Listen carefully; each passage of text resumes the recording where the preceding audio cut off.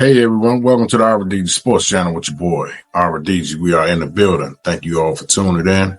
Please hit the like, share, and subscribe button. I greatly appreciate that. Thank you to the people who recently subscribed to my channel. Nothing without you guys. Let's get into it. Now that we had one day, 24 hours ago, to digest this game, how do you all feel about it? Let me know in the comments. I'm feeling good. I hear a lot of doubters out there, a lot of people who are not real fans, saying that we got lucky, saying that we're supposed to lose, all these adjectives used to describe, yesterday's game in a negative way. I take it like this, man. A win is a win. I don't care how we done it. It's not going to say how you lost in the record column. It's going to say a W. It's going to say 9 wins. Some of those 9 wins was beautiful. Some of those 9 wins was, what it is, an ugly victory. But that's just what it is. The last word is keyword, victory. So for all you fans out there, put a lid on it, man.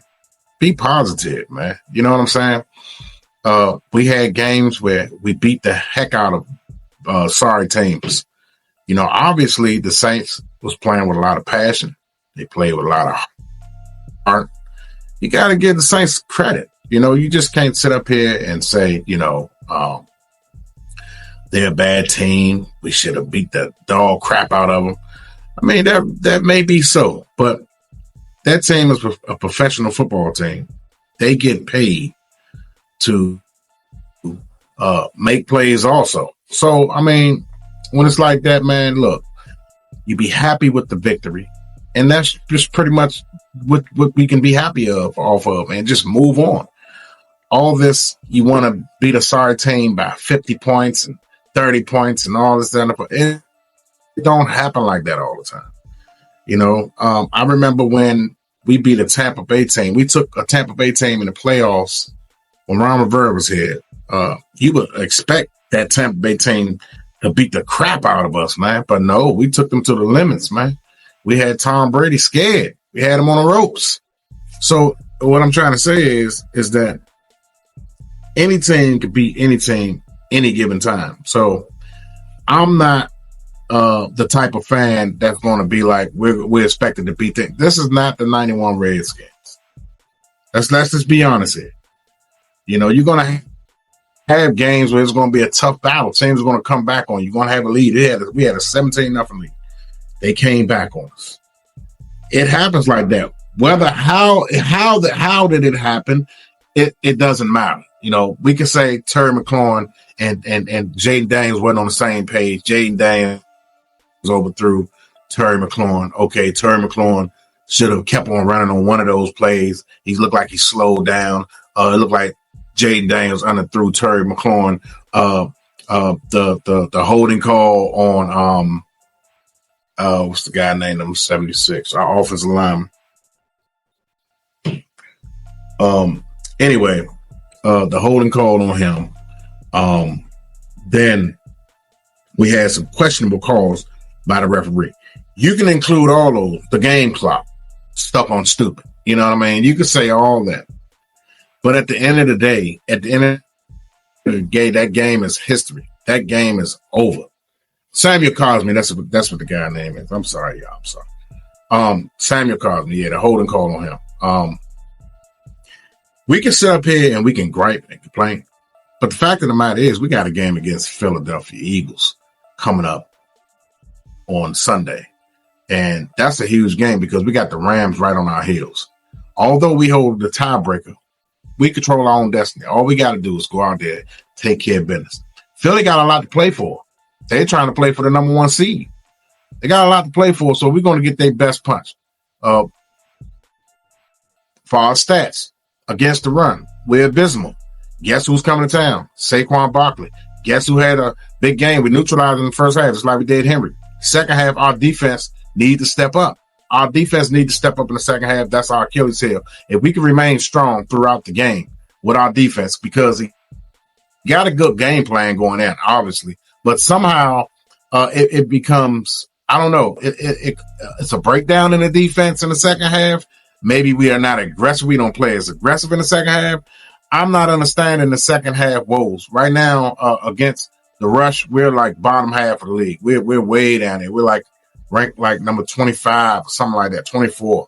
But against the pass, we're up there. We're way up there against the pass on defense. I think defensively, I think we're ranked number 11 in the league in total defense. I want to say third against. Let me see. Just want to make sure I'm giving you guys the right information here. Yeah, we're ranked number 11, and we're ranked 4th, surprisingly, against the pass. 4th against the pass. That's spectacular. And on offense, we're ranked number 3 in the league in rushing. Total offense, we're number 5 in the league in total offense. And we're ranked, I think, once again, number 11 against the pass. I mean, we're ranked number 11 in passing the ball. So we got a good offense, right? Sometimes Cliff Kingsbury play calling is questionable, but then I looked at on YouTube, and some of the guys saying they go back and look at all 22s, and they realize some of the times Jaden Daniels had guys open. Now, people got to understand, Jaden Daniels is still a rookie, right? So because he's been playing well, he's still like now, based on his stats I'm looking at, he's still like a top 15 quarterback in the league. He's not in the top 10 no more. He's like top 15. You know what I'm saying? That 3-game losing streak, the way they was defending him really messed up his stats a little bit. You know what I'm saying? I think he only had one 300-yard game this year. He could have had one yesterday. He might have had one in that Carolina game. But the point I'm trying to make, I said all that to say, this is his first year. He's already leading the rookies in Rookie of the Year. He's doing a lot of good things right now, man. It's only like 3 or 4 other quarterbacks that put up the type of stats he did in his rookie season. So what I'm trying to say is he's only going to get better. You know, he's missing these guys now, but I guarantee you, next year and the year after next, he's not going to be missing those guys. He's not going to be missing those guys. You know what I'm saying? In fact, he's going to be yelling at those guys, telling those guys where they're supposed to be. You know what I'm saying? So when it comes to route running and stuff like that, he's going to tell a guy, look, I need you to be here. I need you to be, because he's going to have complete understanding of the game. He's going to have 2-3 years on his belt, which only is going to make him more deadly. Teams are not going to be able to stop him on that read pass option because he's going to be a deadly passer. They're going to have to drop extra guys back into defend the pass because they're going to get better wide receivers on the outside. You cannot no longer he's going to be an unstoppable quarterback. You can no longer just sit there and put a spy on him. You know what I'm saying? That's really going to open up the running game. The only reason why teams are able to defend us the way they defend us is because we don't have nobody glaring and scary on the outside other than Terry McLaurin. You know, and you see what happens when the teams play him one-on-one. You know, if we can just get a number 2 wide receiver and a speedy slot guy, you know what I'm saying? It's going to be hell to pay. It's going to be hell to pay in a fast running back. You need a fast running back coming out that backfield. You know what I'm saying? And then you can't put a spy on Jaden no more. You're going to have to play the whole entire offense, honestly. You know what I'm saying? So I know our offense is going to get better. I hope Cliff Kingsbury stay put. You know what I'm saying? Even though people question Kingsbury, Cliff, you know, but I like Cliff, man. You know what I'm saying? Our offense is still top 5 in the league. You know what I'm saying? So he's doing something right. You understand? He's doing something right. So I'm still impressed, you know. But defensively, going into the playoffs, we're going to have to shore up the running game. The Saints didn't kill us, but they still, the other guy was able to come in there and get a couple of bursts. You know what I'm saying? We don't know nothing about him. He surprised the defense off guard, just like when we played, Philadelphia, and they hit us with a surprise attack.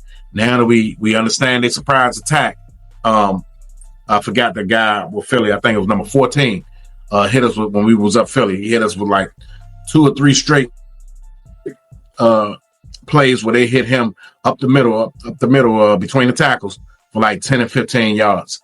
But this time we face them, it's not going to be that way because we're going to understand. We're going to know who we're up against. You know what I'm saying? I don't know why they didn't do their homework. They scout on this guy, but yeah. And the same with the Saints. They hit us with a surprise attack.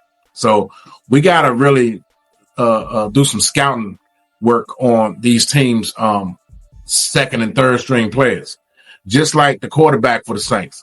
Second and third string, we did good on the second string, but that third string they hit us with a surprise attack. That comes from we're not fully scouting because it's the third string. You got to fully scout everybody because teams, you can shut a team down and then all of a sudden they hit a plug-in player, that we're not even expecting, and boom, voila, that player goes off. So we got to do a better job defensively, the whole defensive staff of scouting all these players, man, and so we won't be surprised, man. Like I said, I'm happy we got the win. I'm looking ahead. I know the players can't look ahead. I'm looking at ahead Philly, Atlanta, and Dallas. Somehow, if we can get past Philly, I think we're going to sweep the other teams. You know what I'm saying? Because we got back-to-back home games against Philly and Atlanta. We need to take care of business, go 2-0 against them, and that'll solidify that last playoff spot for us. We can get the 11 wins. It don't matter that last game what the Rams do. Rams can win out. It doesn't matter because if they went out. If they tied with us, we own a tiebreaker. Plus if we could beat Atlanta and Philly, that'll add to our NFC conference wins. So yeah, that'll eliminate. All we got to do is win against Philly, take care of business in Atlanta, and then by that chance, the Rams are still on a winning streak or whatever the case may be. It doesn't even matter the last game. It doesn't even matter what happens with the Cowboys. You know what I'm saying? All we got to do is just win 2 out of 1. That's it. Win 2 out of 3. 2 out of 3. Have a 2-1 record. And we're in. It doesn't matter what the Seattle Seahawks do, the Tampa Bay Buccaneers do, the Rams do. It does not matter. If the Rams lose one more game, and we win against Philadelphia, they're eliminated. They're eliminated. They will be eliminated. If I'm wrong, correct me in the comments. But I'm almost for certain if the Rams lose, because that would just give them a 10-7 record, we will be 10-5. And if we wind up tying with the Rams at the end of the season, we just say like we have the same record, 10-7. Both of us 10-7. We win the tiebreaker. We win the tiebreaker against Seattle or the Rams. Now, where we'll lose the tiebreaker at is against Tampa Bay. But Tampa Bay right now is looking pretty, because the Falcons is essing all over themselves right now. So we ain't got to worry about the Tampa Bay Buccaneers. They own a tiebreaker against us because the game that we lost against them early in the year. But the Rams and the Seattle Seahawks, all we have to do really is win one more game. Unless the Rams run the table, that'll be the only way they can surpass us. If we wind up going 1-2 and the Rams run the table, then yeah. But if the Rams lose one more and we go 1-2 the rest of the way, we got to play. We locked up the last playoff time. And what I want them to try to do, which is the Commanders, that is, I want us to try to lock up that 6 speed. I want us to go to that 6 seed spot. That's what I want. That's what I want to shoot for. If we can make it to that 6 seed spot, I like our chances of advancing because if we stay at that 7, we got to go against the top 2 teams, one of those top 2 teams, whether it be Detroit or the Philadelphia Eagles. That's a tough hill to climb, man. They got too much talent. They got too many weapons. You know what I'm saying? You take away one thing on that team, they got something else they can hit you with. You know what I'm saying? Then defensively, they fly around, man. They both fast defenses. They got good cover people. They got everything is good on all 3 levels. So we got to be on our A game. Can't turn the ball over, whatever the case may be. If we play those teams, we got to be supreme. That's the only way you beat that team. You got to force turnovers and don't turn the ball over. Anyway, I just want to come on here and make a quick video for you guys. Thank you all for tuning in. Once again, this is our DJ Sports Channel. Peace.